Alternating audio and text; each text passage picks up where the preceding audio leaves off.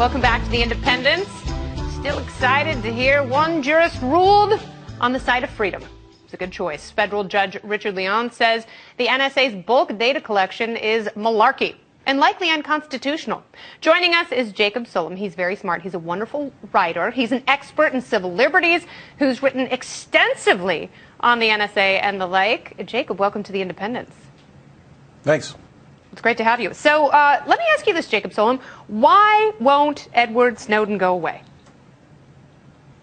Well, I mean, he is proven correct in predicting that the programs that he revealed would be found to be unconstitutional, at least so far. I want to clarify that the injunction that was issued today only pertains to 2 people out of the whole country. Their information under this injunction can no longer be collected, but everyone else's will be, and even that injunction was stayed pending an appeal. So actually nothing has happened as of today to stop the NSA from collecting everybody's phone records.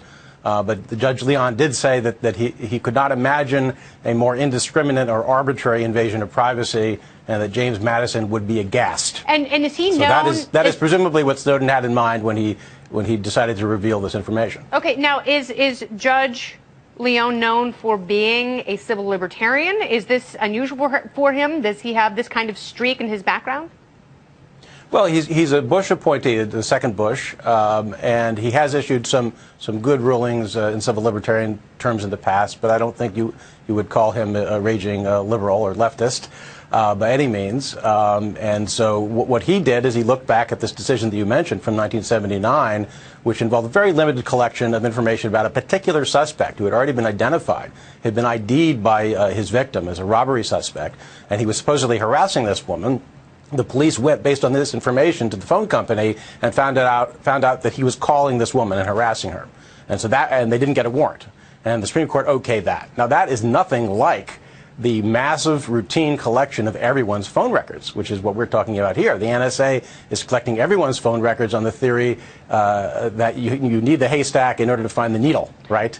And what Judge Leon said is that this is nothing like the 1979 case. Now, the problem is the Supreme Court has held in more general terms that once you divulge information to third parties voluntarily, so that could be the phone company, it could be your accountant, it could be a bank, you no longer have a reasonable expectation of privacy in that information. But that's voluntary. That is a big problem. Let's talk about that reasonable expectation. No, but this is a huge problem if going forward, because think about how much information about you, personal sensitive information, is held by third parties. Everything that you have stored away in terms of email on remote servers, or your personal files or your photographs or videos on remote servers is being held by third parties. So under the Supreme Court's third-party doctrine, that only has as much protection as the legislature decides to give it. Now, that's pretty scary. So I think eventually, as Justice Sotomayor has suggested, they're going